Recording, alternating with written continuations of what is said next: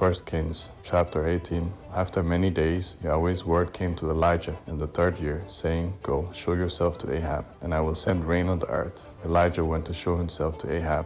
The famine was severe in Samaria. Ahab called Obadiah, who was over the household. Ahab said to Obadiah, Go through the land to all the springs of water and to all the brooks. Perhaps we may find grass and save the horses and mules alive, that we not lose all the animals. So they divided the land between them to pass throughout it. Ahab went one way by himself, and Obadiah went another way by himself. As Obadiah was on the way, behold, Elijah met him. He recognized him and fell on his face and said, Is it you, my lord Elijah? He answered him, It is I. Go, tell your lord, behold, Elijah is here. He said, How have I sinned, that you would deliver your servant into the hand of Ahab, to kill me? As Yahweh your God lives, there is no nation or kingdom where my lord has not sent to seek you. When they said, He is not here, he took an oath of the kingdom and nation that they didn't find you. Now you say, Go, tell your lord, behold, Elijah is here. It will happen, as soon as I leave you, that Yahweh's spirit will carry you I don't know where, and so when I come and tell Ahab, and he can't find you, he will kill me.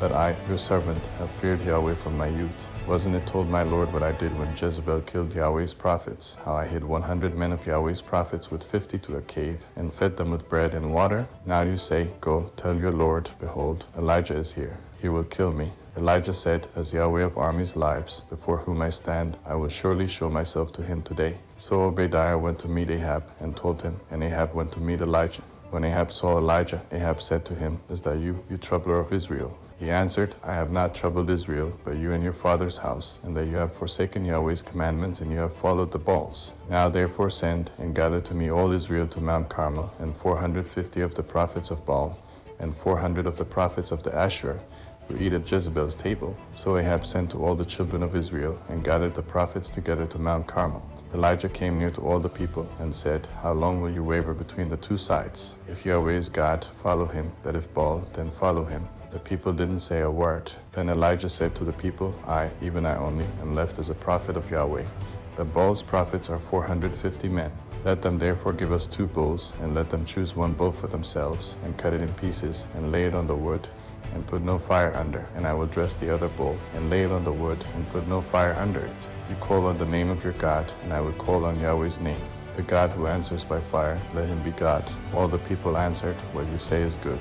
Elijah said to the prophets of Baal, Choose 1 bull for yourselves, and dress it first, for you are many, and call on the name of your God, but put no fire under it. They took the bull which was given them, and they dressed it, and called on the name of Baal from morning even until noon, saying, Baal, hear us. But there was no voice, and nobody answered. They leaped about the altar which was made. At noon Elijah mocked them, and said, Cry aloud, for he is a god. Either he is deep in thought, or he has gone somewhere, or he is on a journey, or perhaps he sleeps and must be awakened. They cried aloud, and cut themselves in their way with knives and lances until the blood gushed out on them.